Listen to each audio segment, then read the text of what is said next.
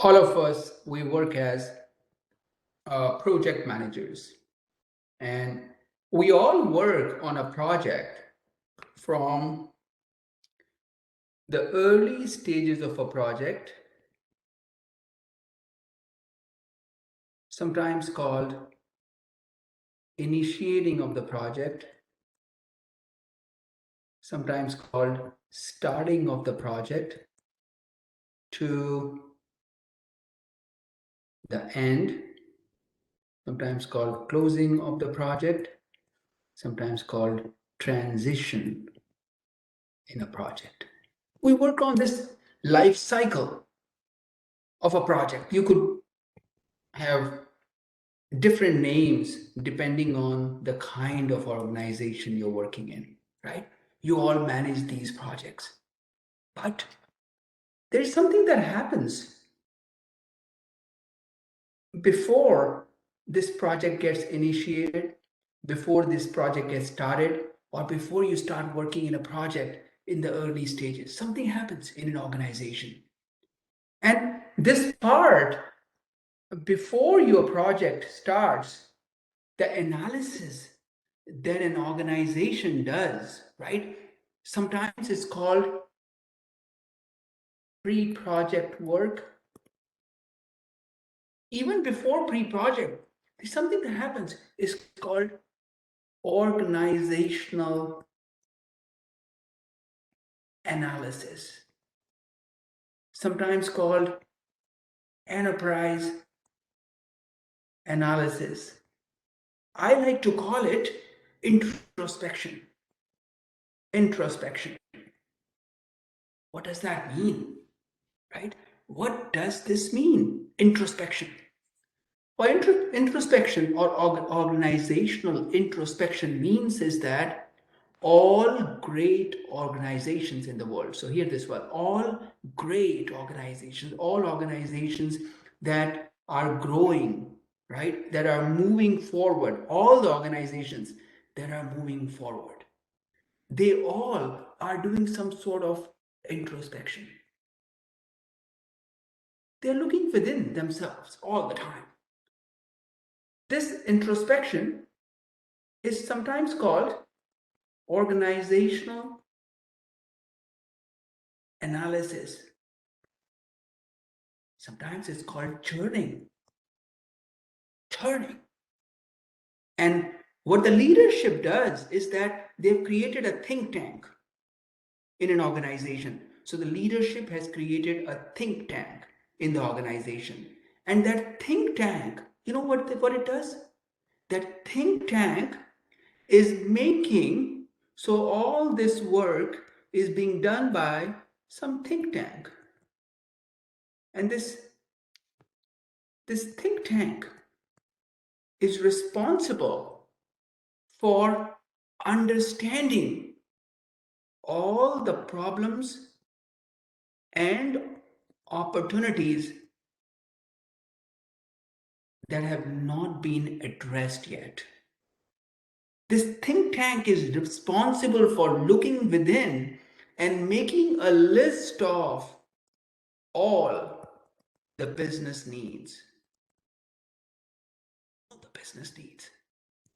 So this think tank making a list of all the business needs. When I say business need, I always mean problems and opportunities. Or in other words, all organizations in the world are facing numerous problems and numerous opportunities, right? And on day one, I said to all of you, and I gave an example of the movie Forrest Gump, in which the mother says, well, we got to learn to work with whatever God has given us. We got to learn to work. We got to do best with whatever God has given us. Organization, they don't have everything in infinite proportions. They got limited resources. So think like this. Every organization has limited resources. When I say resources, I mean limited financial resources. I mean limited human resources. I also mean limited infrastructure resources. You know, if you were to execute any project in the world, you need these three kinds of resources: financial, human, and infrastructure resources. You need these resources. Organizations, even if it is the most valuable company on earth at $2.9 trillion called Apple, even Apple is constrained, limited by resources. They are also facing numerous problems and opportunities. Just like if we look at into our own household, we may say that we are really, really happy, but there is always a need. Either we got to fix some problems in the house or we got to exploit an opportunity. We're always, trying to see. But we are just like us, humans. In our household, we are limited by resources. We cannot go out there and do each and everything that we think we should. We try to address critical needs. Similarly, even organizations like Apple, who have this leverage of easily convertible liquid assets, they are also constrained by they're also constrained by resources. They can't go out there and execute every problem that they have and every opportunity that they have documented. So at Apple's think tank also, they got thousands of problems that they want to resolve, and they have thousands of opportunities that they want to exploit. But because of the limitation that Apple has, limitation of time, limitation of cost, limitation of human resources, limitation of infrastructure, they're not able to execute every project. So what do organizations do? So what do these organizations do? What do they do when they are faced with resolving numerous problems and exploiting numerous opportunities? What do they do? They do, or they go over each and every problem, and they do a very simple thing. Just like us, when we are stressed, we prioritize work and we start focusing on things that require immediate attention. Organizations also prioritize, and they make a list of all these business needs. Again, when I say business need, I mean problems and opportunities. They make a list of, they start prioritizing all these business needs in the order, or they start giving it some sort of ranking based on how critical they are. And these organizations, you know what they do when they prioritize everything? They create something called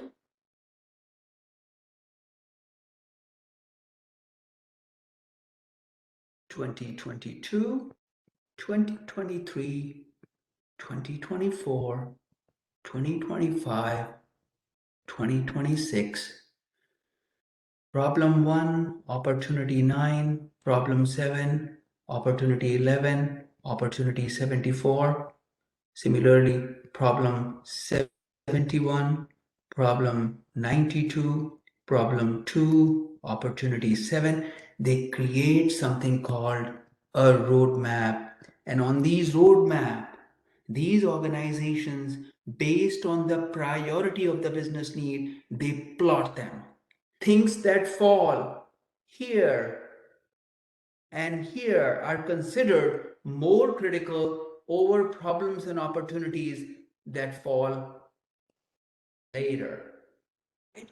Organizations, they start plotting these problems and opportunities into a roadmap, and they take this roadmap to the CEO and they show it to the CEO and they say, this is what we want to execute in 2022, and we want $210 million for 2022 to resolve these problems and opportunities. We'll need about $209 million to resolve problems and opportunities in 2023. We're going to need some money here. They brought this. Leadership takes a look at it. They're like, man, how am I going to pull $210 million? Or I'm answerable to my shareholders. You're asking for $210 million. You must write a business case for each of these problems and opportunities.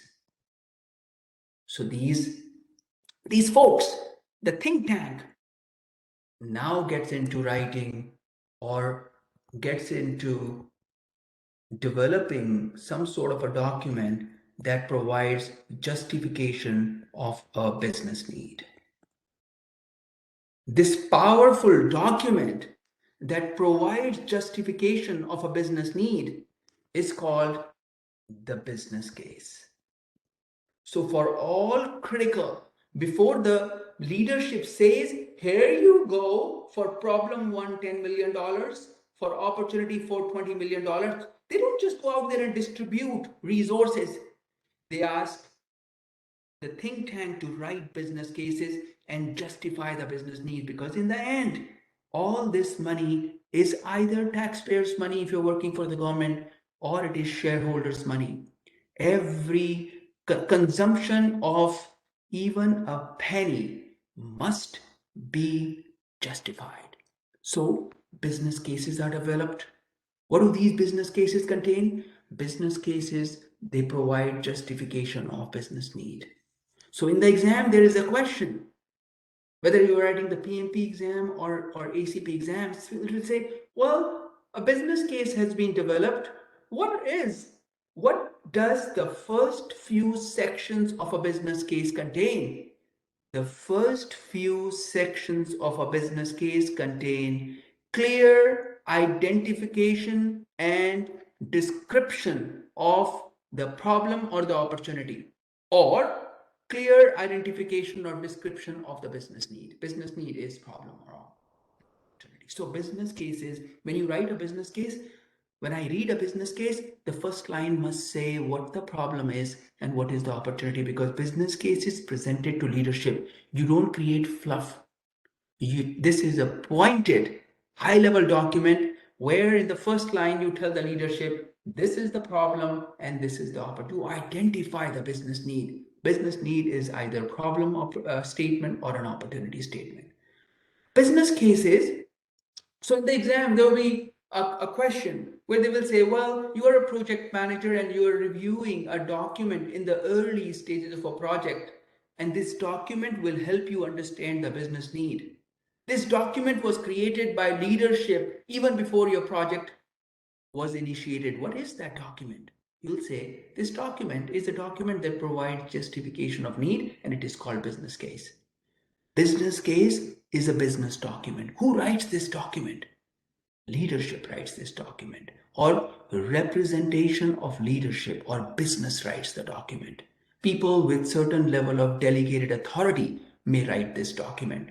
So what does a business case contain? Business case contains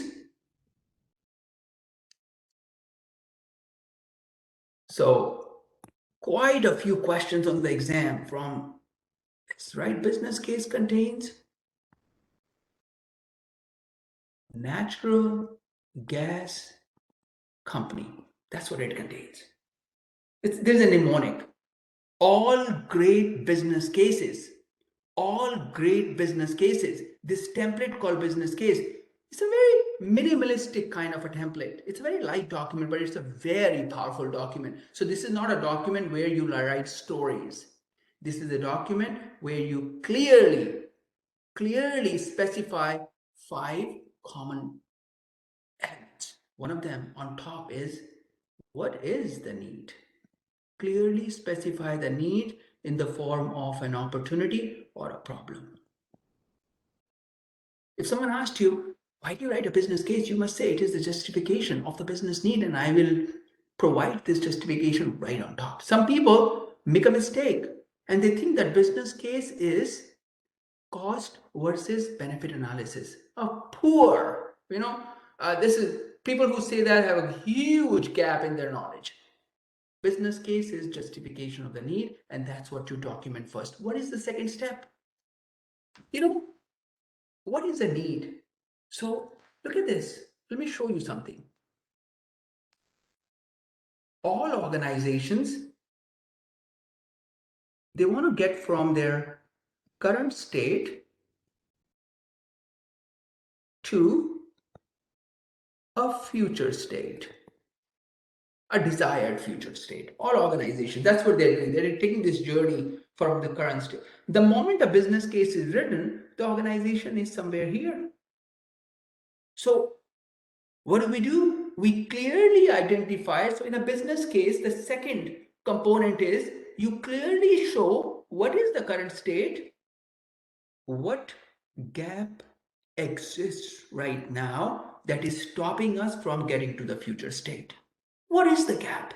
So you may create a picture for this. You may create a picture where you show the current state and you write down all the gaps that are preventing you from getting to the future state.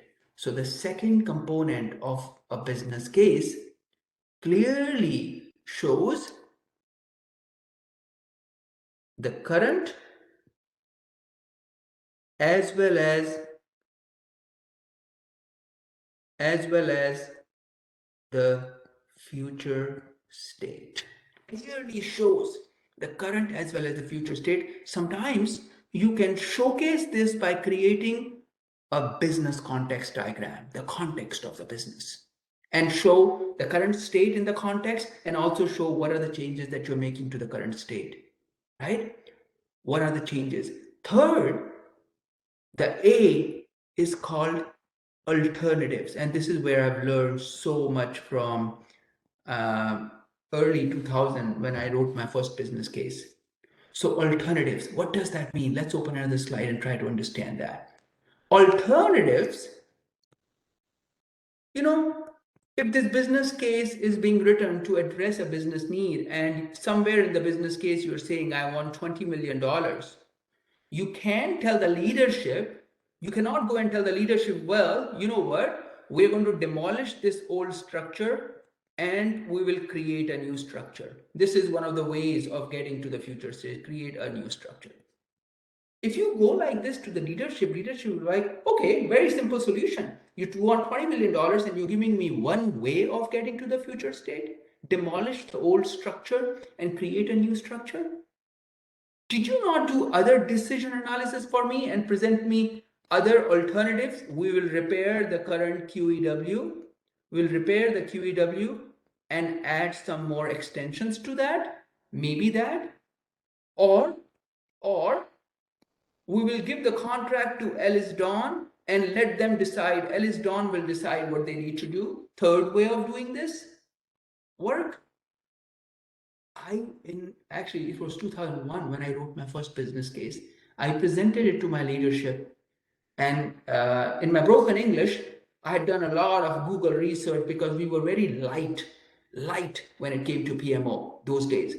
So I did a lot of research, and when I showed it to my leader, who had never gone to a grad school or he didn't have a bachelor's, right? The leader in the leadership never had been to a university. So he said, well, Hemant, great job, right? You seem to have done some research here. But for me, you seek $2 million from me. For me, just giving me 3 alternatives is not enough. You should also give me the most important alternative, the do nothing approach. If I do not decide to invest on this opportunity, what would happen? And my business case, my presentation was stopped right there in 2001. And I was asked to conduct do nothing approach, an alternative, which is called do nothing approach, to understand if we do not invest on this problem or opportunity, would we still be competitive? Would we still be ranked 2 like the way we are today? Would we still be able to do the business as usual? Would we still be able to satisfy our customers the way we are doing right now? Do nothing approach. Because sometimes when you write the do nothing approach, the leadership feels, oh, well, you're saying nothing much is going to change. So why am I wasting my $20 million here? I might even put it in GIC and leverage some kind of interest for next 3, 4, 5 months, because I'll make a lot of money doing that rather than investing on this project and take this headache on myself. So when you write the alternatives, in a very, very important component of a business case is alternatives, different ways of solutioning this, this business need. Option one, the best method. Two, three. You just don't write, oh, alternative one, number 1, 2, 3. You also rank them based on the most optimal option. And then one of the options should always be the do nothing approach. Do nothing approach. If you don't do anything, what happens? And then you clearly say what is, and at this time, the S stands for what is the high level scope of this solution. The scope of the solution will be repairing QEW from Mississauga exit to let's say Islington. That's it. That's the scope. Nothing beyond Islington. So we are not going to the next exit, and nothing west of Mississauga Road. That's our scope. You present a high level scope. And finally, the C component, which is called the casing of the business case. What does that mean? Casing of the business case. This is where you present, so the C in the business case is where you present the casing. When I say casing, it means what are the benefits that will come out of this project? What kind of investment are we looking for? And what kind of risks, especially threats, that will stop us from getting to the future state? Clearly writing those high level, here you don't write down the opportunities that will come your way and that will push you forward, propel you forward. You write down all the threats that will come on in your way when you're moving from current state to future state, or while the execution of this business need.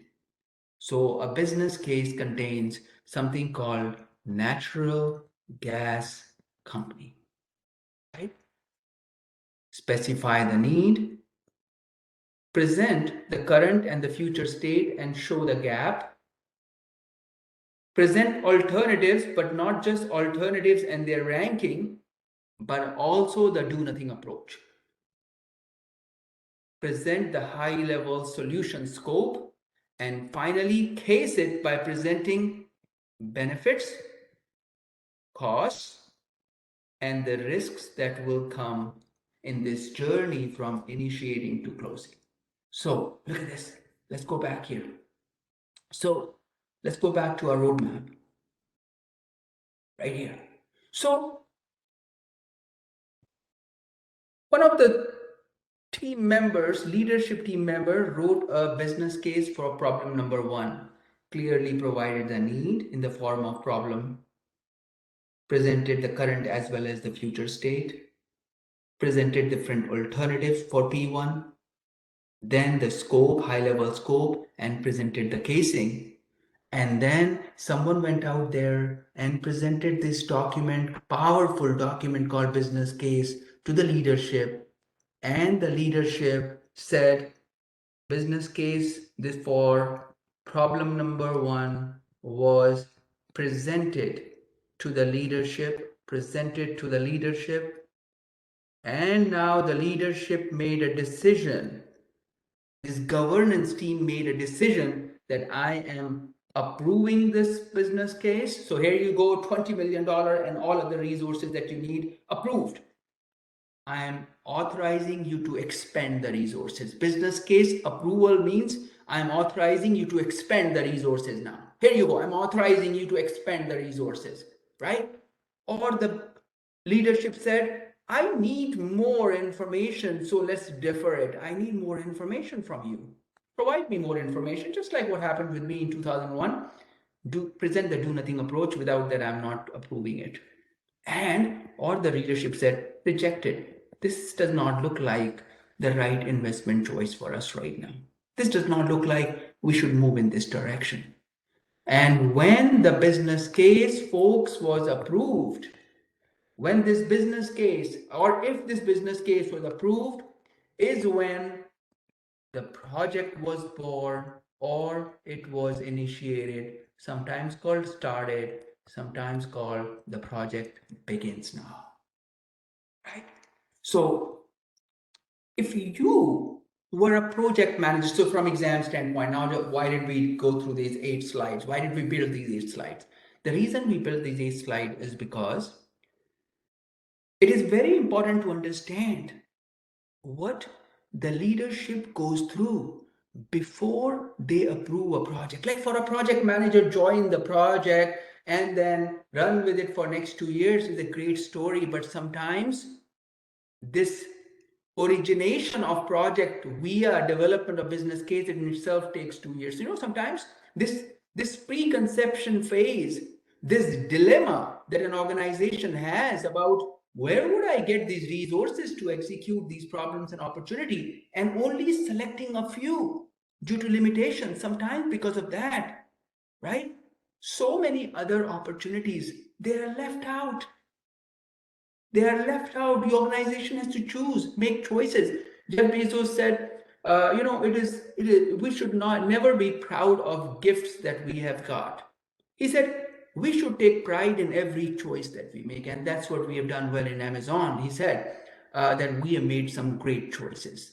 It's the choice that we should take pride in. And generally in life too, I think we should take pride in choice, not the gift.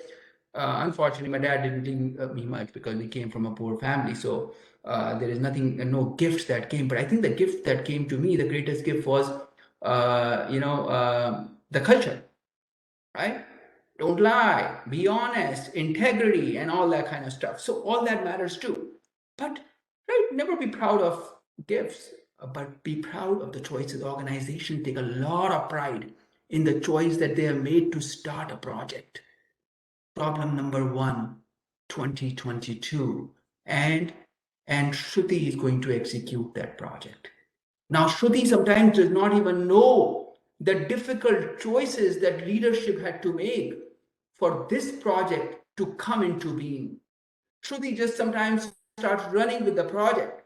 But the moment we, the project managers, start thinking about the tough choices that organization leadership had to make for a project to be initiated, I think we will become a little more serious in the work that we do. Because keep this in mind. Keep this in mind that every project,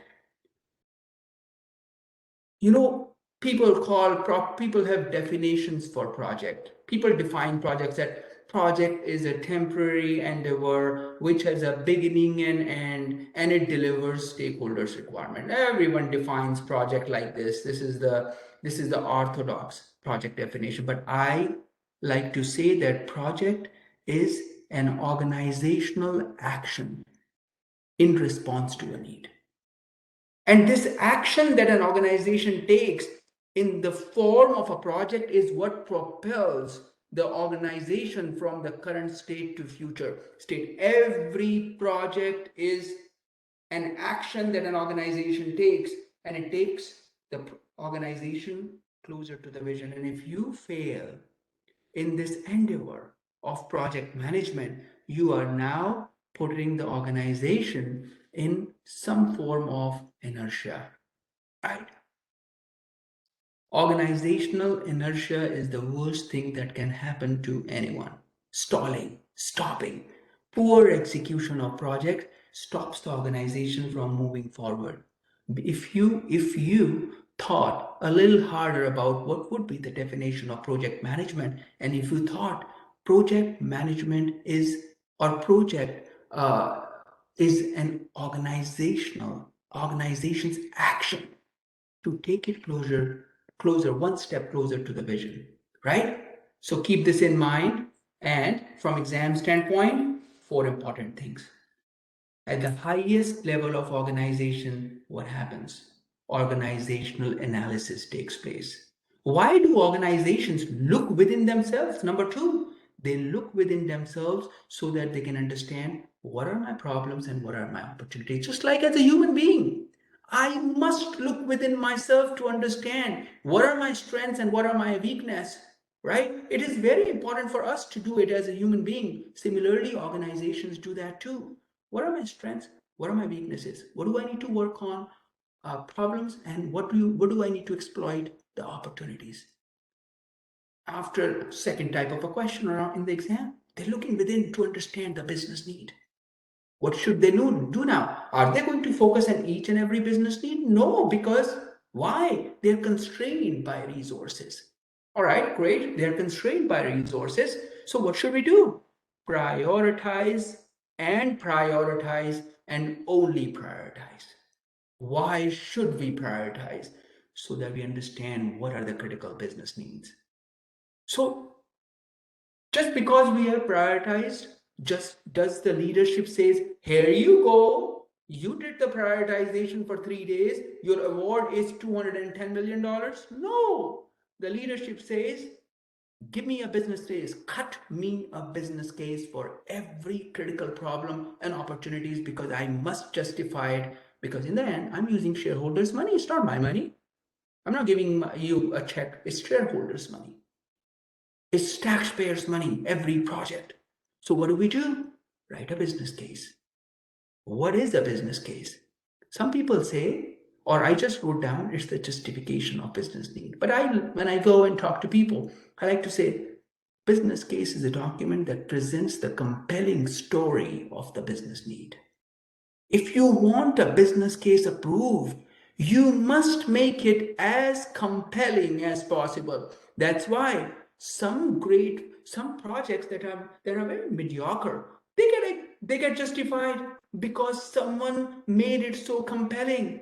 But some projects that are the true needs of stakeholders never get approved. Why? Because the story was not compelling enough. It was not exciting enough. It was not delightful. So keep this in mind. If you want a business need approved, make it as compelling as possible. What is it that you write? Well, how do you make it compelling? Write the business case. Provide the justification in the form of natural gas company.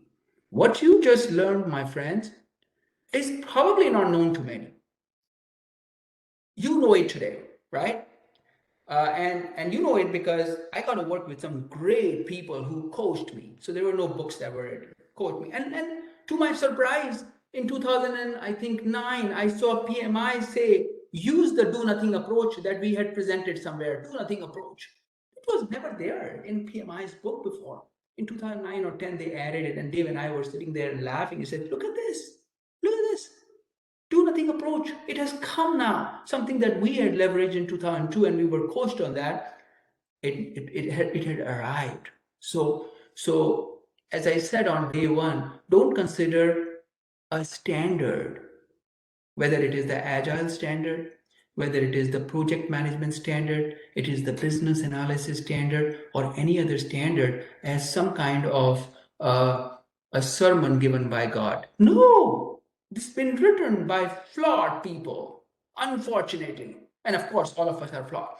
And there are lots of deficiencies in this standard.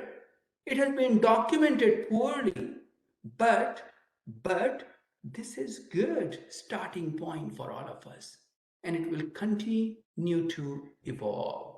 So as I said, keep this in mind. In the exam, you will find 3 to 5. If you're writing ACP exam, about 3 questions. If you're writing PMP exam, at least 6 questions on this on the exam, right? Now let's move to one other. So business case approved, and the project has started, and the project has gone into initiating. This is where, if the organization has some approved budget, they may acquire a PM. They may acquire a PM, maybe not. The sponsor may say, guys, we will write the project charter. It's just too early for a project manager, but whatever it is, the moment you join the project here in initiating or early stages, you know what you should do? You should say, could you please give me any business document that has been created? could you please give me a business document that has been created? This business document could very well be a business case. This business document could very well be a feasibility study. This business document could also be some sort of a high level requirement document. So take a look at it. If you join the project in the early stages, when I meet my sponsor, the first thing I say is, could you please give me some relevant historical document? So I worked as at Sun Life for a year and a half, I think, and I managed the entire client solution portfolio, reported into the CFO. And one of the things that we did well there was every time the project will be initiated, we had something for the project manager. With something for the project manager, some kind of a business case document. Sometimes we didn't write a business case, some kind of a feasibility study. Sometimes we didn't write a feasibility study, but we really had, at a bare minimum, a high level requirement document to give our project managers some kind of starting point, right? So when you join the project in the early stages of a project, if you were to join as a PM, you must ask your leadership for a business document in the form of a business case, feasibility study, and high level requirement document. You know what a feasibility study is? Business case is the justification of the business need. Feasibility study is the study. Look, feasibility. Is it feasible to do or not? Is it feasible to do or not? Feasibility study is the study of the constraint profile of your organization. That's what a feasibility study is. It is the study of the constraint profile of your organization. So look, someone said, can we execute this project? Can we execute this business need or not? And they said, could you please write a feasibility study? I said, oh, okay, we can write a feasibility study. What is feasibility study? It is a study of what are my constraints and can I do this work in those constraints or not?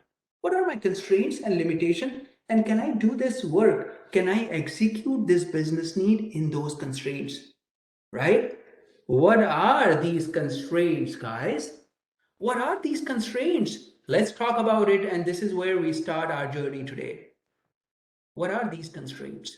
And this will become the foundation of your journey to get your PMP. If you know this, I think you'll be golden, right? So when someone says feasibility study, this is what I tell them.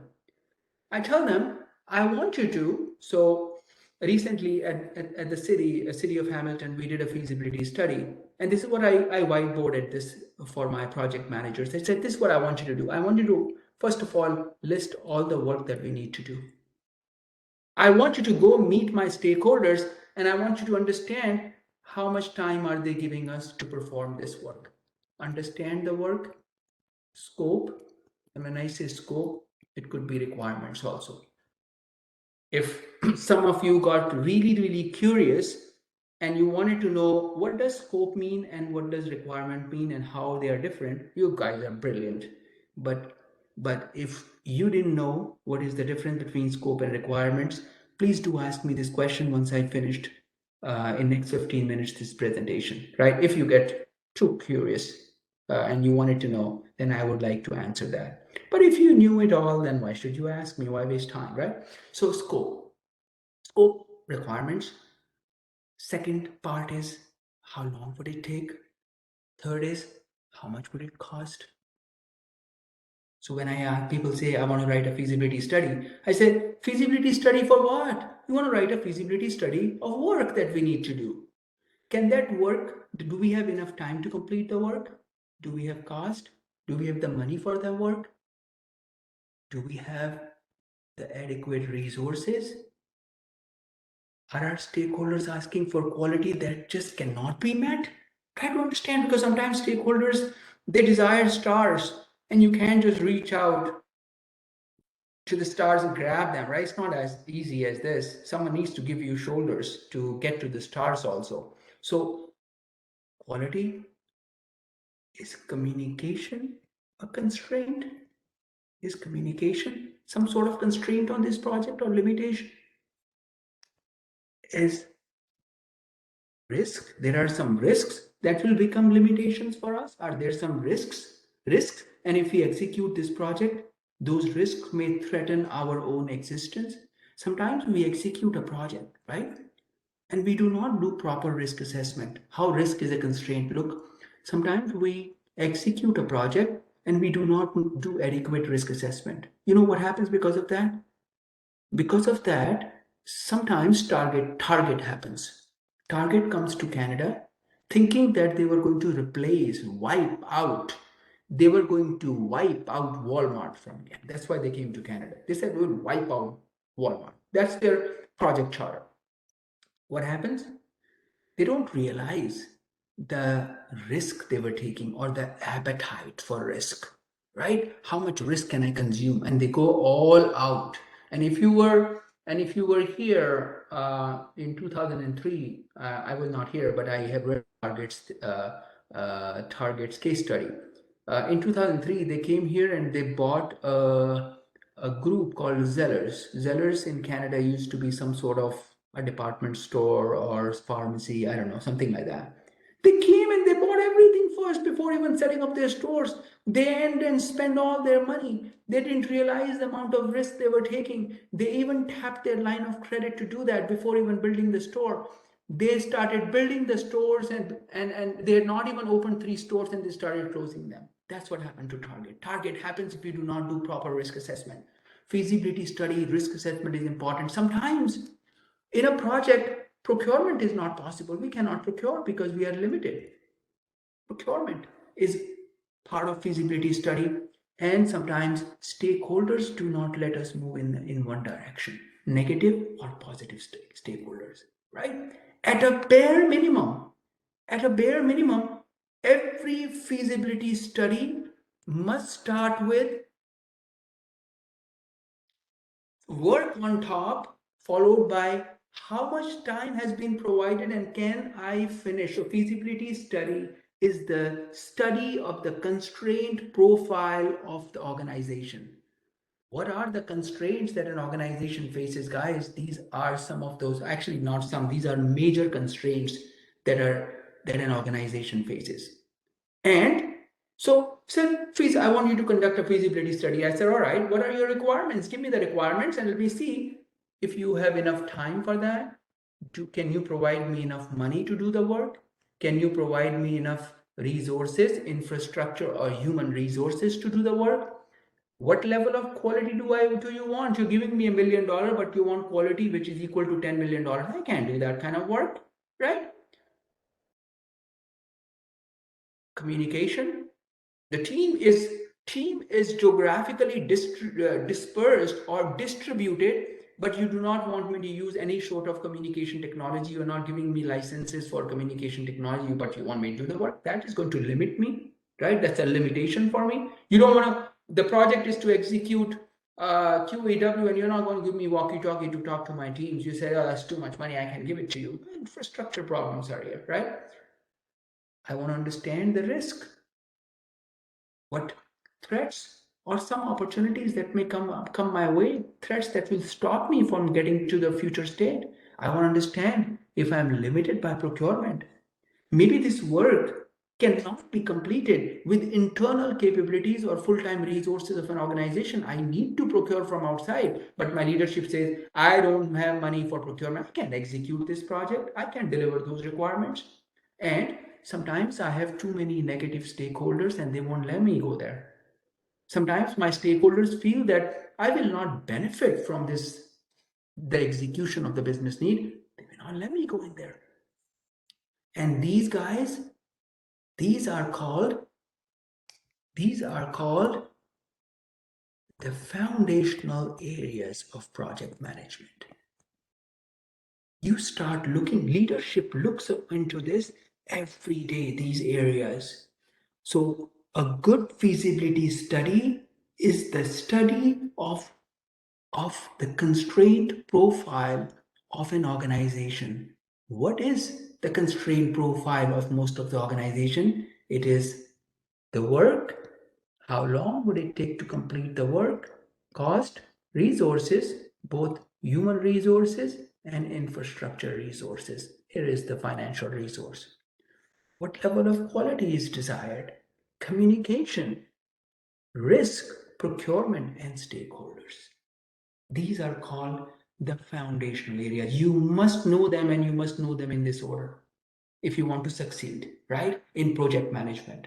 If you want to be a true management warrior, these are the areas that you manage, right? In the beginning, we said, and someone had asked me a question on day one, and I think it was Goldie. Goldie said, "Well, there are other constraints too." And I think Goldie will agree. He said, "Yeah, for the first day, let's just leave it at scope, time, and cost. But there are many other constraints, and these are other limitations." Then, apart from that, feasibility study is also about based on your industrial area, based on the industry you're working in. You want to look at the political conditions.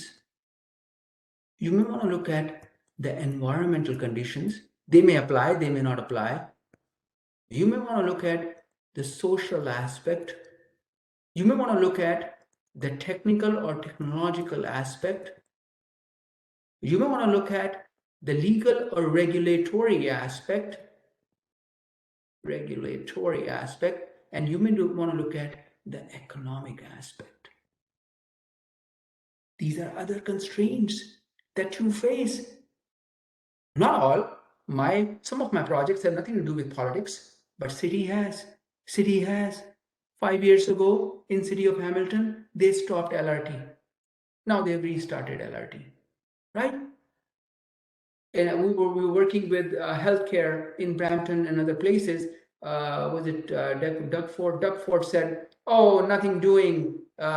They should be all the healthcare workers. 50% of the healthcare workers should be laid off. They don't do any work." Do I agree with that? I don't know if there's something from someone from healthcare, so I'm gonna reserve my comment on this. But we will definitely talk about the Healthcare Society of Canada because it warrants a conversation. Opinions matter, right? So, but we'll get there when we have time sometime. Today, unfortunately, is not the day. So here we go. So when you are asked to write a feasibility study, start with these 10 foundational areas of scope, requirements, time, cost, resources, quality, communication, risk, procurement, and stakeholders. This, I find project management to be magical if you know how to use these 10 areas. If you know how to balance these 10 areas, project management becomes magical. Do you mean 10 or 9? They're 9. Uh, there are actually 10 scope and requirements, right? Oh, they're separate. So, Okay, we're counting them as separate. yeah, Okay, yep, that's yeah. fine. Thank you.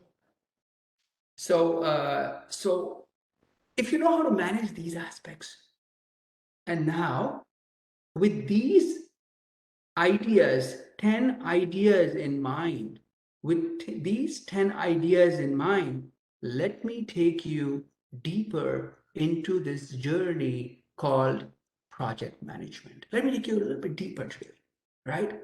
Let me drive you in a little bit. Let's see what happens here. So, these will be our best friend. I want this to come out. Next time, if I ask Dahlia, what are the 10 foundational areas of project management? I want this to come out in a very natural fashion that, well, as a project manager, my job is to understand the scope and then derive my requirements from scope, understand how long would it take to complete the work and what will be the cost of that work, who will do the work, which is resources. I will ensure that I understand the minimum quality standard that I must meet. I must look into the communication aspect, manage my risks, and if I cannot do some of the work using internal capabilities, I must look at external capabilities, which is procurement And in the end, I must make a list of my stakeholders and manage them really well.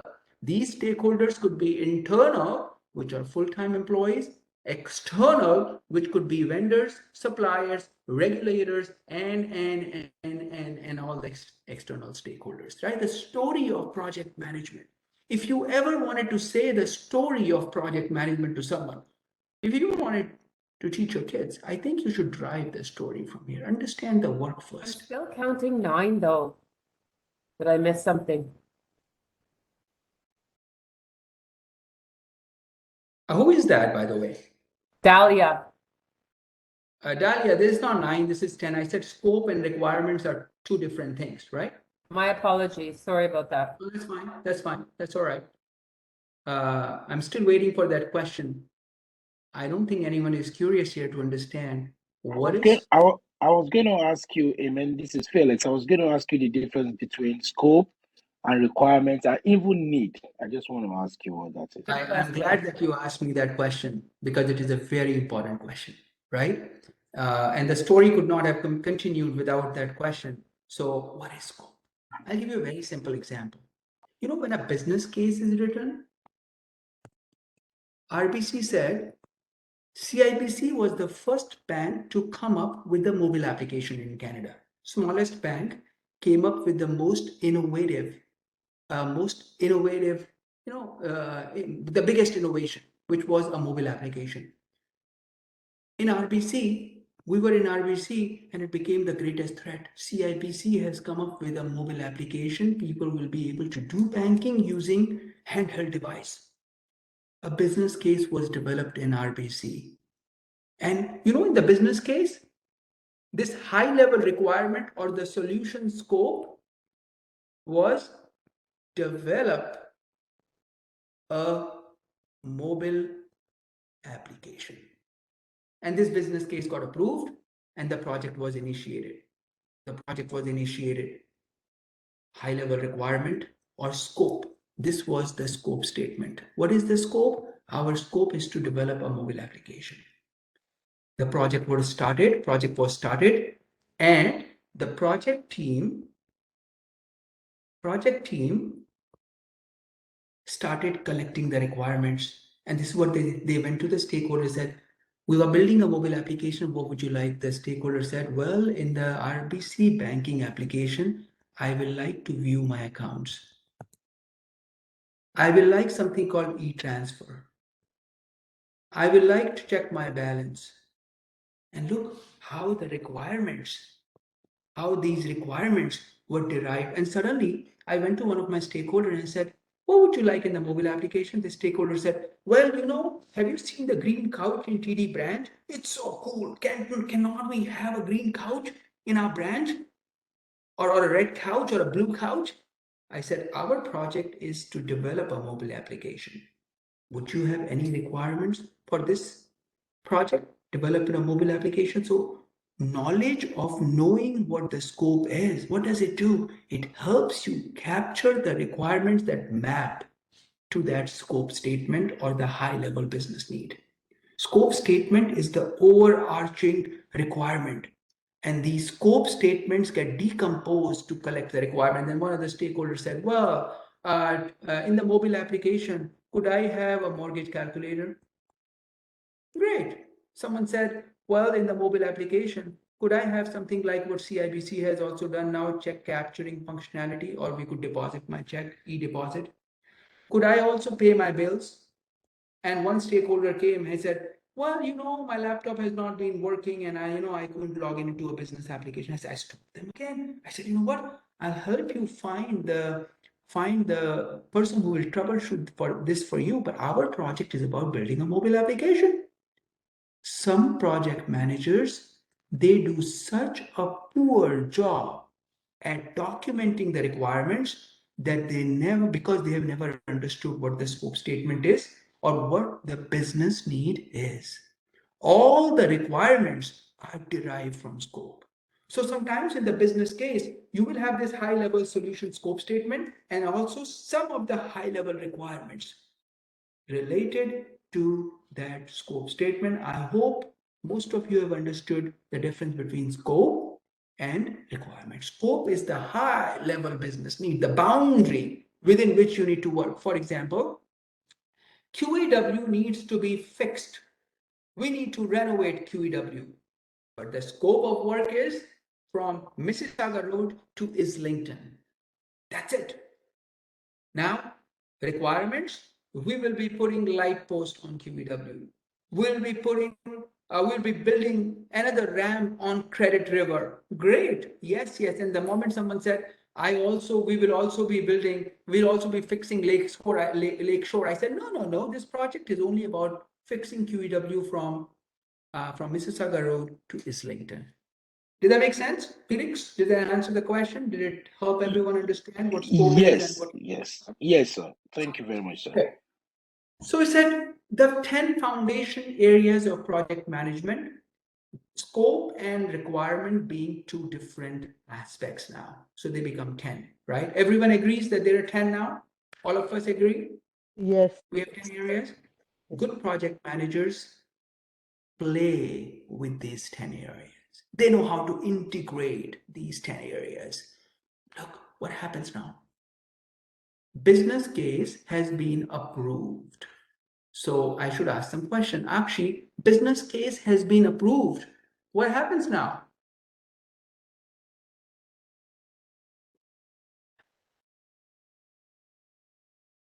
Actually, is not there, so we'll go to planning. Actually is there? Okay, I think there's some challenge there, but we'll go to Hina, you're there? If Hina is not there, we'll go to maybe Kai. Kai, you're there? Yes, I am. Okay, so Kai, the business case has been approved. What happens next? The project can be initiated. Very good. The project can be initiated. Now we are talking. The project can be initiated or initiating starts. Can you hear me now? That's good. That's good. We can move on now. That's fine. Yeah, we can hear you. Okay. Starting the project. You could call it starting the project, initiating the project. Kai said initiating of the project. You know what happens when the projects are initiated in most of the organization and in the PMP or the ACP exam? Project charter is created. Project charter is created, right? A project charter is created. Of course, you know business case contains natural gas company, those 5 elements. You all know that now, right? You would also have a question about what does this project charter, by the way, contain? And really, all my life, since 2003, I have never used a template from anyone. I don't care about any template in the world. I have my own way of doing work, and no one has ever shown any resistance towards the way I do my work. No one has, because I coach people. Standing there, I said, this is what I want in my project charter here. And I can customize it. How am I going to do that? Because I play with project management slightly better than most people, right? I play with it a little bit. How do I play with it? I learned it just like the way you are learning right now. I also I took a deeper dive into standards, into my conversations with people because I was excited about project management, right? So otherwise, where in the world a high schooler gets to find project manager's role at 22 and someone who doesn't even speak English, right? Where in the world at 25 someone becomes a program director? It only happens in North America, actually. So initiating, starting a project charter gets started, right? Project charter is being built. Project managers, what do? You know the story. Kai said business case is approved. I say, give me the project charter, feasibility study, or any business document that you may have which is relevant to me, and I want to review it to fill up this project charter document. Right? So project manager may write this document. If the project manager is not there, someone with some authority and power may write this document. What does the project charter contain? You know what does the project charter contain? A project charter contains, let's see what it contains. It contains purpose, objective, and background. Purpose and objective. Purpose of the project is listed in the business case. Project managers do not write the purpose, neither do they write the objectives. They are already developed by the leadership. What do? We lift it and we shift it into a document. Sometimes we say shamelessly cut and paste it from a business document. Don't even retype it because we do not want to bring in errors here. But you know, it will look so absurd if I told my project manager sitting in a meeting and saying, well, shamelessly cut and paste it. I think they will feel bad. I'll feel bad because it's such a bad way, right? I would say, how about we consistently message it from our business document? How about we just consistently message purpose, objective, and background? I do not want you to do any kind of mix and match here. Number one. But this is all simple thing. Anything that you write in the world should contain purpose, objective, and background. Sometimes this is what is called executive summary. Sometimes leadership does not have time to read your document. They just read the top 3 lines, right? Someone says executive summary, purpose, objective, and background. In project management, where do you get it from? From a business document that was developed by business. Now comes the really and truly the craft of the project manager or someone who is writing this document. Project managers may not write this document. Leadership may. So what does a project charter contains? Everything is high level during initiating because you do not have information right now. Everything is high level. It contains, look, high level scope. Contains high level scope. Now think about your 10. Think about your 10 foundational areas. It contains high level requirements. It contains high level schedule. Sometimes project charter just contains this, guys. What is the start date of the project? What is the end date of the project? And are there any critical milestones that we need to meet? That's it. This is the kind of timeline you are providing. Start date, end date, and some critical milestone. Then it contains, of course, the next item is cost. High level cost. High level cost. What does that mean? It means ROM or rough order of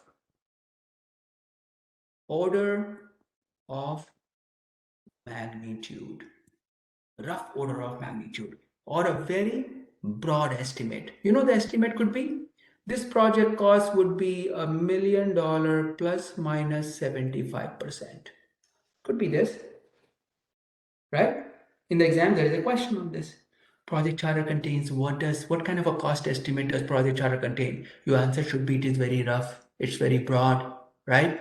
And the next question on the exam is, why does project charter contain such a broad estimate? Because we do not know all the requirements. We have only high level requirements.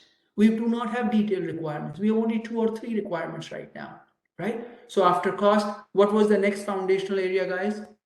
After cost, the next area was?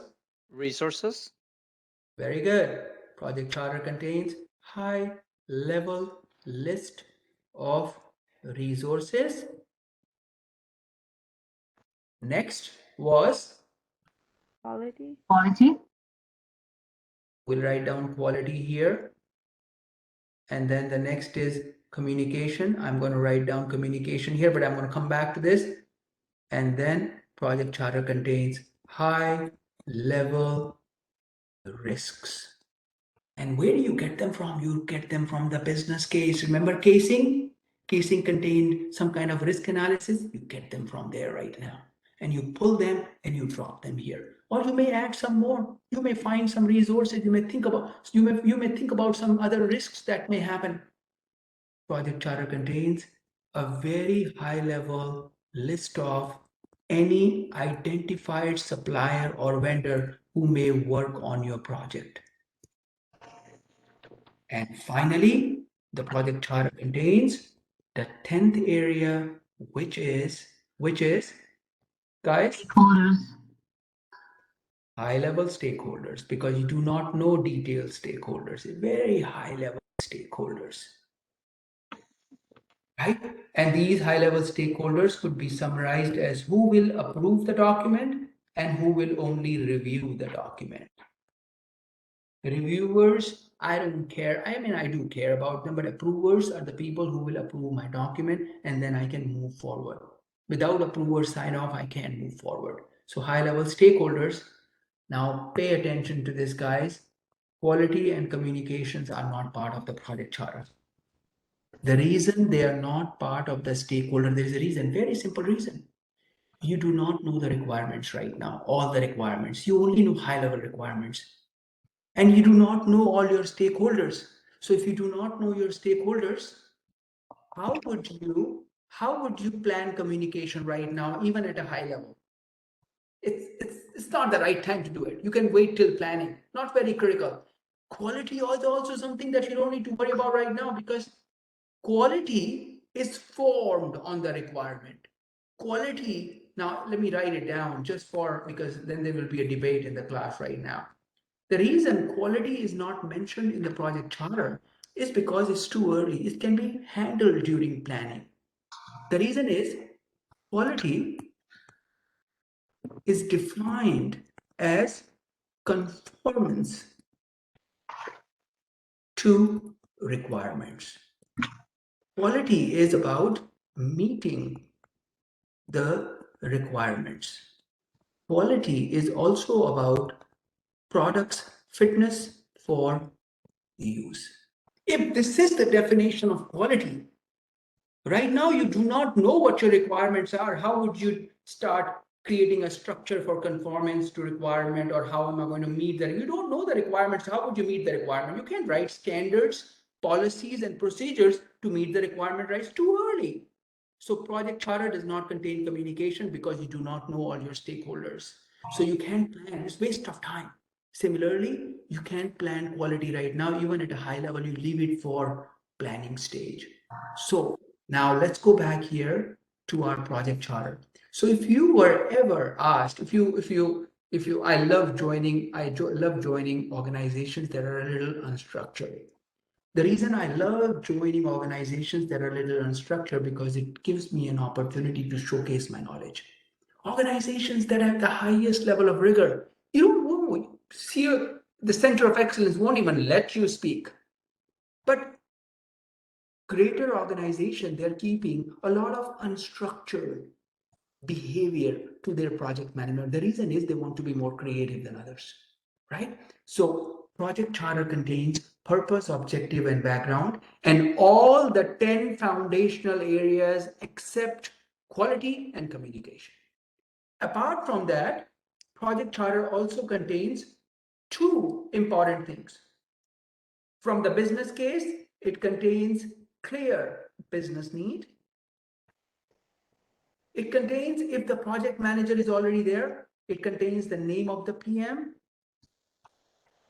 and it also contains the name of the sponsor.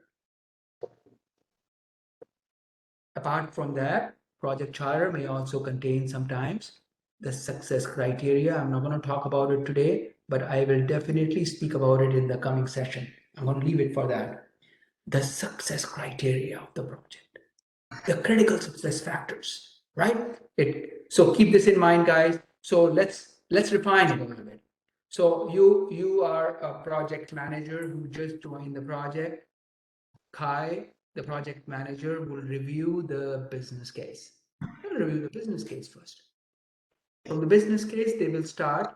Project manager, if they are already acquired or hired, they may start helping the leadership in writing the project charter. Look, hear this well. Project managers do not write the project charter in PMP world. In the real world, project charter is the first document that project managers are asked to fill. But in PMP world, project managers may be given this delegated responsibility if they've been acquired. Otherwise, the sponsoring organization writes it. What does the project charter contain? Purpose, objective, and background. What else? 10 minus 2 foundational areas. 10 minus 2 foundational areas. What are those minus 2? Keep quality out, keep communication out. What else does the project charter contain? If the project manager is assigned, name of the project manager. If the sponsor, of course, the sponsor is there, someone is sponsoring their name, and the clear identification of business need and success criteria. Recently, actually not recently, time just flies, and this was 2018 when I was presenting to the general manager in the city, and that's where I presented. They didn't have any templates, and they said, we'll need templates. So how about we build a template together? And this is something that I presented to them, and they were delighted by this. They're like, oh man, this is so easy. I said, it's all about 10 foundational areas. That's it. Every document in project management leverages these areas, right? In the early stages of a project, now hear this well, in the early stages of a project, these 10 areas are very lightweight or less detailed or very high level. But as and when you start moving from the early stage of a project, which is called, let's just call it initiating from now on, from initiating to planning, these 10 areas, 10 minus 2, let's 10 minus 2 areas, which are high level, during planning, they become detailed.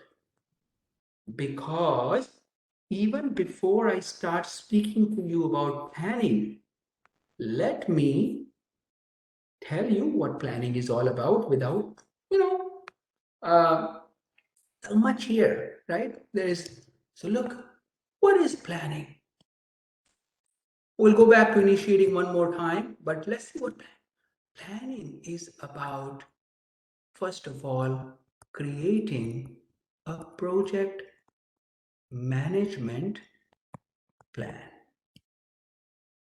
What does the project management plan contain? The project management plan contains the 10 foundational areas of project management in detail. It's not high level anymore. It is detailed. Because the information is detailed, the financial information like project charter, it was rough order of magnitude, or it was L1F estimate, you could call it. Here, the estimate become more definitive. The estimate become more definitive, or they could be in the range of plus minus 5%. If the organizational tolerance is a little high, could be plus minus 10%. Let's give you an example. How about we take a very simple example? So hear this well. Let's hear this example a little bit. You are a homeowner. You're someone who wants to build a house. So let's put together a case study for us. Our case study. Your dream home must be custom built. You can't have guys, a question for you. Now, we got to break the rhythm a little bit, because sometimes when you just continue flying in the rhythm, it's not good for learning. So let's break the rhythm. Who is the richest person on earth right now? All of you know it, of course. Elon Musk. Oh, absolutely. At some point of time, he was worth $350 billion. Right now, it has come down to, I think, 195 today. Tesla stock is going down. Okay, that's good. Good. Elon Musk is the richest person on earth. Who cares who is the richest person? I think we all are the richest people on earth, because we are sitting here and learning together. But Love that you say who yeah. cares. So that's good. Elon Musk is the richest person, right? Your dream home, I don't know how many bedrooms it has, and how big the living room is, how big the kitchen is, what kind of appliances will be there. But Elon Musk lives in a home which is 320 square feet. He says that he has given away all the materialistic belongings. He lives in this small little house, which is just built for him, or most of the times He sleeps in the factory. And in the factory, in the conference room where he sleeps, they said, why didn't you get a bedroom done for you? It's a waste of space. We could use it for conference room. You could use it for something else that people will benefit from. So where do you sleep? The person said, there's a video on this. Said, oh, well, I sleep on that bench on the side there. When the conference room is full, we can use it for people to sit. And when I'm here late, I just sleep there. So why is it so cold here? It's so chilly. Why is it so cold here? He said, it's cold so that I don't sleep too long. So that I'll have to wake up for pee, or I'll feel cold. And so what temperature do you keep it at? He said 16 degrees or 17 degrees. That's how much hard work people have put through, not to become rich, but to drive themselves to their passion. That's how much hard work people have put in. There are so many stories of Whitney Wolf, who is the founder of Bumblebee or Tinder, as some of you must have known. There are some stories about Jeff Bezos, and of course, beautiful stories about Steve Jobs that we must all look at, because in front of us, these people have emerged. They were not assigned this. They were not born with this. They have emerged, right? And no one could stop them. Why? Because these people, they have all been domain experts. They are experts of their area, number one. Second, they have beginner's mind. They are not trapped by their knowledge. We should never be trapped by our knowledge. Because the moment and the day you will be trapped by your knowledge, you will stop listening to people. And nothing big in this world has been ever created without partnership. Nothing in the world has been created without partnership. Partnership remains the key to growth. Partnership remains the key to happiness. Partnership remains the key to almost everything that you may desire here while you are present on this planet called Earth, because I do certainly believe that there is life in other areas too, right? So anyways, so that was just to break the rhythm here. Let's come back to the case study, your dream home. You want to build a dream home. Your project is initiated. The contractor comes to you and says this to you: your house is going to cost you $1 million, and if this contractor is from the city, if he's working for the city, say $1 million plus minus 100%. Of course, there is no minus 100%. Nothing is free in the world, but it's always 100%. Imagine, are you going to allow the contractor to go out there and dig foundation in the land that you just bought at $1 million plus minus 100%? Do you have that leverage with you? What do you guys think? Do you have that range of money? Are you ready with $1 million on the side? I don't think so, right? Even when we plan a trip to Disney, you will have $10,000 as expenses and say $1,000 as a contingency, just in case, right? And then you say, we are ready for the trip. If someone said, Disney trip $20,000 and you should be ready with $20,000 on your back pocket, you'll say, man, I don't have so many resources. So when the project starts, your range is very wide. So what do the sponsors, or you building your dream home, what do you do? You say to the contractor, hey, my friend, how about you do some planning? Understand my detailed requirements and build your estimate on my detailed requirement and come up with a definitive estimate. And I'm willing to go for maybe $1.1 million plus minus 10%, but only when an estimate like this emerges is when you are confident. So why do we do planning? Sometimes people feel planning is done for creating a plan. Yeah, in PMP world, yes, but in real world, planning gives confidence to the leadership, and they sign off on the project management plan because they see more definitive estimate. And the reason there is definitive estimate is because you have detailed requirements. Then you can have definitive estimate. And now the sponsorship feels confident in this project. And they say, sign off, go execute the project. Right? So let's just, now that I said that, planning, number one, is about creating the project management plan. That's number one. Second, it's about driving, now hear this well, driving the project from rough order of magnitude to a definitive order of magnitude. This is what planning is all about. Why? Why move from rough order to definitive? Because this is the only time when Donahue, the person who wants to build a house for himself, feels confident in this contractor and says, great, I like it gives me confidence, your estimate, and I'm willing to go ahead and sign off. And only when the project management plan is signed off is when the project goes into executing. Good? Donahue, does it make sense? Definitely. Right? Yeah. So that's why we do planning. Otherwise, no organization wants to spend $1 million on $100 million project for planning. The reason they were willing to spend the money because they can still stop. Otherwise, after initiating, you will say, don't waste my time, go execute the project. Everyone is, sorry for my language, shit scared because there are resources that will be consumed by your project.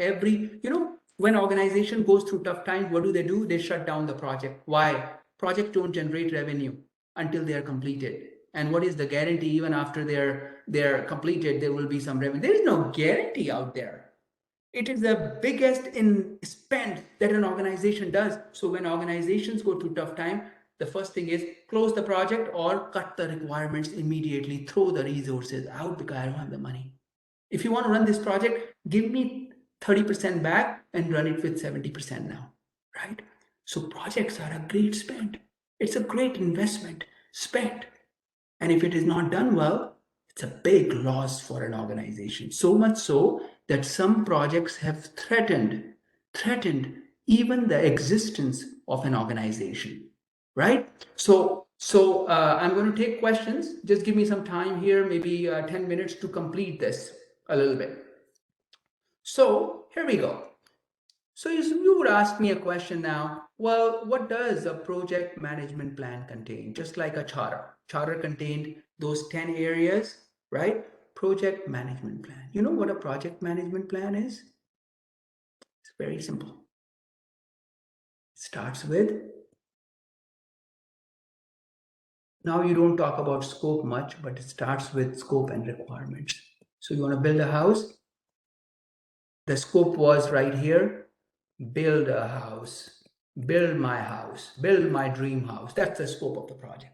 Now, they start writing down first part of when you start building a project management plan, first thing is the house will be 3,500 square feet. You start writing down the requirements. Second, this house will have 4 bedrooms.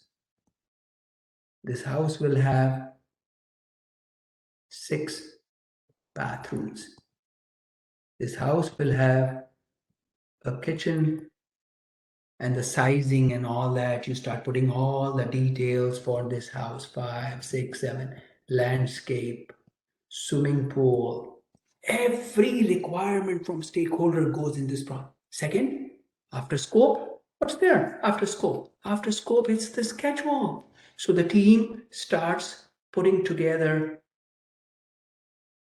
this plan, and the second part of the plan is called, what is the start date of building this 3,500 square feet? Will start on 27th of May, and this will end on 29th of May 2023. Start date, end date. For every item here, there is a start date and end date for every requirement. And sometimes we also subtract the end date from start date to get the duration. How many days, how many months, and something. And this part, first part is the requirement. The second part is called the schedule related information in the project management plan. The third part is this requirement, 3,500 square feet home, which we will start building on 27th of May to 29th of May. How much would it cost? For every requirement, you put the dollar item. which is not visible to the team and vendors. This section of the project management plan is invisible. It is invisible, right? You don't show it to everyone. Project manager and some core team members from costing may know about the cost of the elements. Otherwise, there will be conflict. That's why project managers keep it hidden. Now comes, after the cost, the four bedrooms, which we'll start working on them on 20th of June to 30th of August. Who will work on this? Contractor C will work on this portion of the house. Framers will work on it. Resources. Then comes what level of quality? Builder says, I'll charge $375 per square feet to build your house. And you said, I need heated floors. Now look, builder said, the $375 per square feet does not include heating. That's over and beyond the quality that we provide in $375. Just like you may want to do a party and you may go to a banquet hall, and this person may say, you may say, my friend actually came here for their wedding and the cost per pax per person was $65. And I said, okay, fine. Yeah, your friend had a wedding here last year. It was 65. And he said, well, I will like to have filet mignon. There's something that I really love, and I like my guests to enjoy filet mignon, just like maybe Ruth Steakhouse or any other big steakhouse. He said, oh, I'm sorry. In $65, we don't give filet mignon. We don't even give New York T-bone or whatever. We don't give that. That's additional. What we give in $65 per person is the chicken, right? Some sort of chicken in brown sauce. That's what you get in your main course. So he said, oh, okay. So every project has minimum quality standard. The moment some of the requirements you start surpassing that minimum quality standard, cost of the project goes up. Cost of the project goes up, right? So quality is free mostly because every organization has an operational benchmark. But if you start surpassing that operational benchmark, quality is not free. It will increase the cost of the project. That's why good project manager always think about the acceptable level of quality. If you will try to give your stakeholders the best of the best, they may not have the budget for the best of the best. So understand the requirements, and quality is formed on the requirements. That's why project charter does not contain any mention of quality. It's just too early. You don't know the requirement. After quality, the next columns could be procurement related, which requirements will be delivered by procurement. And you said, well, contractor C, procurement will be delivered by contractor C. So here you go. This is then the stakeholders and all that. So basically, what is project management plan? Project management plan is details of these 10 foundational areas. Any project plan that you will pick up usually touches on these 10 areas at a detailed level. So right here, initiating 10 minus 2 areas at very high level, planning all 10 areas in details. So while having conversations at the city with the leadership, and while talking about planning to them, I said, well, 10 areas in details is planning, the 10 foundational areas. And suddenly, everyone started enjoying project management. They wanted that dialogue. They wanted more of it, right? And we started building in front of them the entire project management plan for one of their 50 feet sidewalk on King Street in Hamilton. We started building a project management plan right in front. I said, give me a project. Let's do it together. And it was so much fun, right? Because everyone wanted to be part of a dialogue where we could play with these 10 knowledge areas of project management, foundations of project management. So what is planning? Planning is details around these 10 core areas, right? Not so much scope now, starting from requirement. Because scope is kind of like the boundary, starting from requirement, start collecting all the requirements. For every requirement, you say start and end date. Then you start writing down who will, how much would it cost. Then that's how you come. So what is planning about? Planning, number one, project, create the plan, drive the project from rough order of magnitude to definitive order of magnitude. You want to do that.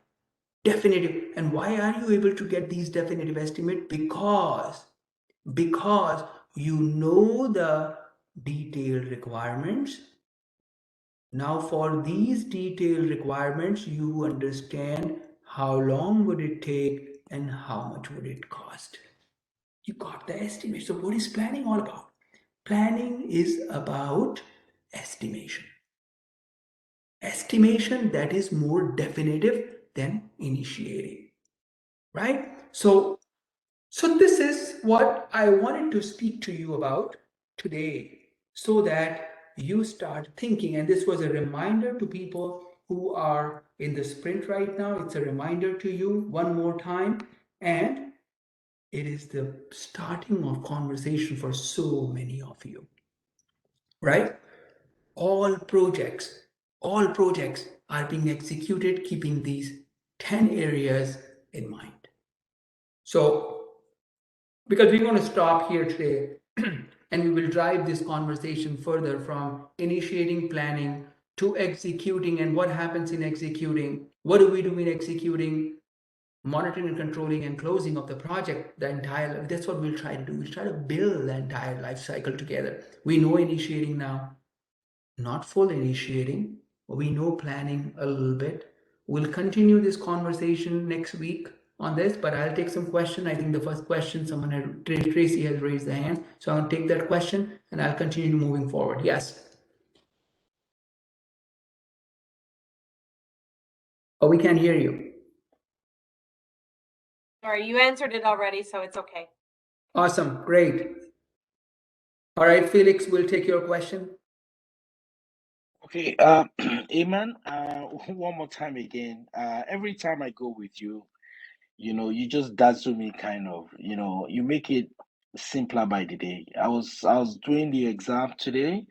The 50, I think it's 56 questions, and I was going through the ones I failed.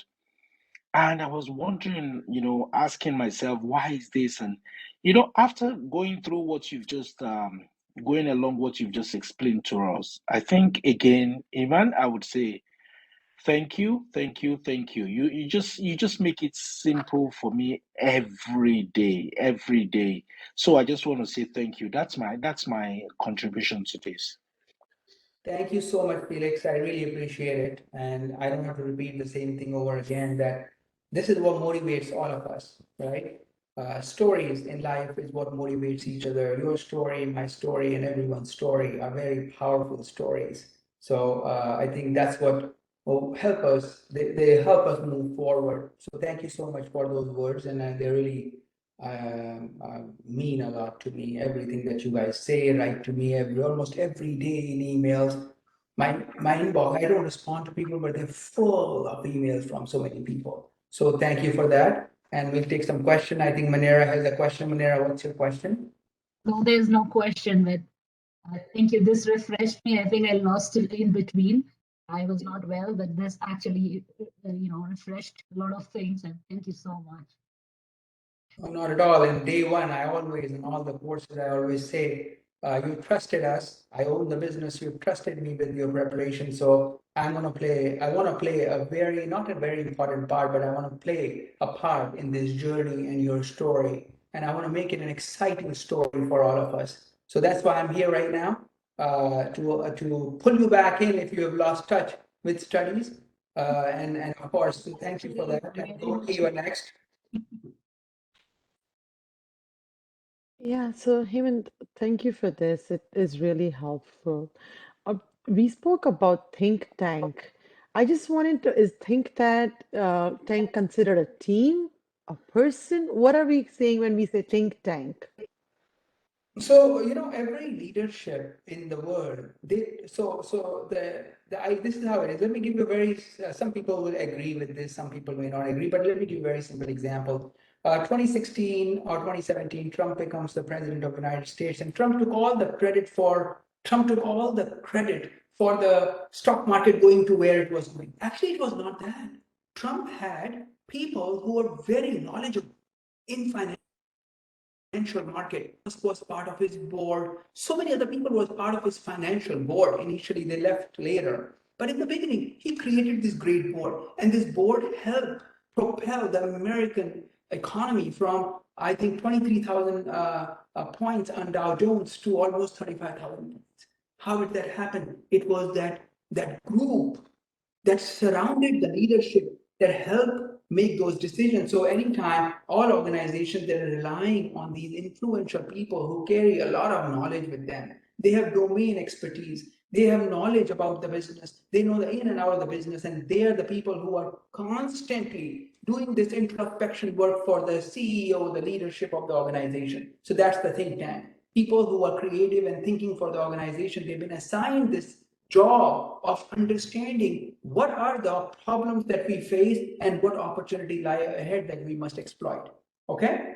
Understood. It's really a group of people, like Absolutely, it would be a group of people, and most of these people are extremely knowledgeable about their business. For example, in Facebook, there is this think tank that surrounds Mark Zuckerberg, right? In Microsoft, this think tank that surrounds Bill Gates, not Bill Gates now. Then there's a new CEO, not new CEO, right? So Bill Gates could only take Microsoft to not even $1 trillion. Suddenly, Microsoft was a $2.3 trillion company.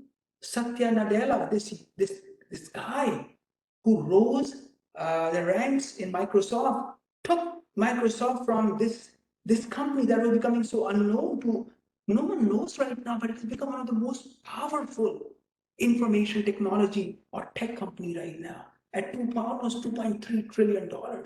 So right in front of us, things like those are happening, and this think tank, people who are very influential. Who are these people who are influential? People who have a lot of knowledge about that industry. They spend a lot of time doing a lot of thinking, right? So that's what it is. Kaveri, your question, please. thank you, Hemant. Hi. So I just wanted to clarify if pre-project phase and organizational analysis phase are the same or they're different phases?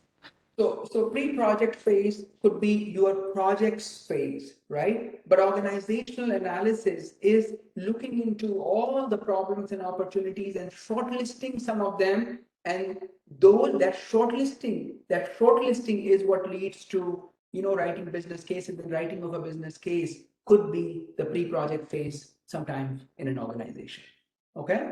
So basically, it's all related to business case and nothing in particular to a project is being done during pre-project phase. Absolutely, right? It's just a look, what could be pre-project phase? Pre-project phase is basically some kind of justification of a choice that organization is planning to make, right? It's a huge investment. Sometimes it's a huge burden on the organization to carry out a project. They want to make sure that this is the right decision, right? That's what was pre-project. Otherwise, they will not even initiate this project. They're like, whatever, shelve it right now. This is not the right time, right? Okay. Yeah, understood. All right, next is Belinda, you next. Hi, can you hear me? Yes, I can hear you. All right, sorry. I just want to take you a little bit back. Could you help re-explain the difference between a scope and a requirement, please? So scope is the boundary of any project. It is the boundary, right? For example, Belinda, you wanna in your house, your roof is leaking. Okay, so you wrote down a statement that we want to fix that leaking roof. That's your scope. Now you call the contractor. Contractor looked into that roof. So contractor came to you, said, all right, your roof is leaking, and then went in there and said, roof is leaking. We got to now also fix the ceiling because it's all wet. We need to put, we need to put some tar on top to stop this leak. We need to see for water damage that has happened. And then you came to this contractor, Belinda, and you said, well, can we also fix my sink? The contractor said, no, the boundary of your project is leaking roof, so we got to fix that. Scope is a reminder to the project team to capture the requirement within the boundary. Never step out of that boundary, because now if you step out of the boundary that has been well defined by the leadership, you are now collecting requirements that do not address that problem or an opportunity. Does that answer your question? Yes, it does, but it takes me to piggyback another question where I've been having a problem struggling to differentiate what a scope is and a scope statement. When I get certain scenarios, I have a difficulty figuring out where the line is between a scope statement and a scope. So scope, you said I don't like to talk too much about scope in this early in my courses because there, of course, scope is the work that will be done and work that will not be done. But that is all prioritization, what fits into the constraint profile of the organization. But good project managers, they take help from other people. Project management is not about working in silo and taking the sword and climbing up the horse and fighting the battle on your own. Project management is a very collaborative act, right? And as we said, team is the one who's going to do the work, and you got to collaborate with that team. And there are stakeholders who will help you define the scope file, right? You don't do this on your own. So for today, just keep this understanding that all my requirements must be derived from the scope, nothing but the scope. Let's just keep it like that. Okay. All right, moving on to Jane. Jane, your question? Great. Can you hear me? Yes. Oh, perfect. So in previous classes, we mentioned quite a bit about projects starting with the vision. So is the vision of that kind of buried in the purpose of the project charter and in the future state of the business case? Is that where vision is coming from, or is that a different document in other companies?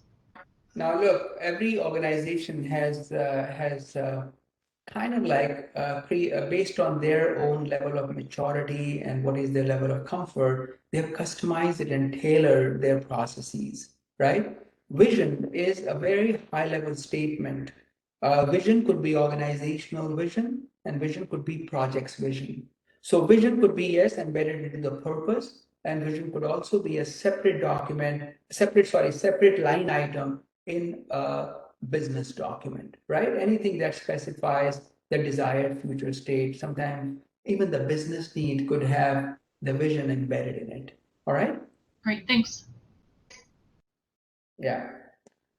All right, I think those were the questions for today, and we have Wazir. Wazir's hands up too, so we'll answer Wazir's question, and I think then we'll wrap up the session. Thanks, Hemant. Yeah, my question is actually I hope it's pretty simple enough. So I just wanted to revisit the idea of a project charter. On our previous classes, I saw that it mentioned it was issued by the project sponsor. But what I wanted to know is, does the PM ever get involved at any point to comment, revise, or like, I guess, have some inputs in the project charter, or are they just there to just take that information and follow? Like, what's the PM's role when it comes to the project charters? I just want to clarify that. So let's first talk about, because I like to strengthen your knowledge to attempt the PMP exam and pass the PMP exam. From that standpoint, Absolutely. project remains the responsibility of the sponsoring organization, right? But if the project manager is acquired during the early stages, they may be given this delegated responsibility of doing it on behalf of the sponsoring organization. Really, in the real world, now let's go to operational world, the real world. In the real world, Mostly the project charters are developed by the project managers. However, project managers do not do this for the leadership. Sometimes we feel that, no, it's my job. No, actually, you've been delegated this responsibility by the leadership because they don't have time to do this. In real world too, because you ultimately, who signs off on the project charter are these leadership, the sponsoring organization, and you facilitate that because they don't have time to sit and write a document, right? And fill up this template that has these 8 core areas, 10 minus 2. So project charter from PMP exam standpoint is the responsibility of a sponsoring organization. However, PMI in the guide that you are reading also states that project managers must be engaged in doing the work so that they can develop understanding of the project, right? But the accountability of project charter remains the responsibility of the sponsoring organization. That clear? That is very clear. Thank you very much, Hemant. That's all I had. Alrighty, I think this is it for today, guys. We recorded the session, so when my team has downloaded this session from here, which is it takes a lot of time. I think we'd like to circulate this to everyone so that if you wanted to listen to this and if it will help you in any way, I'm hoping that there will be no need for it. But if it helps you, then we'll put it on the website, right? Alrighty, thank you so much, folks. Have a great evening. Thanks so much. Have a great night. Thank you. Thank you. Thank you all. Thank you so much. Thank you. Thank you. Thank you very much. Thank you. Thank you, Ahmed.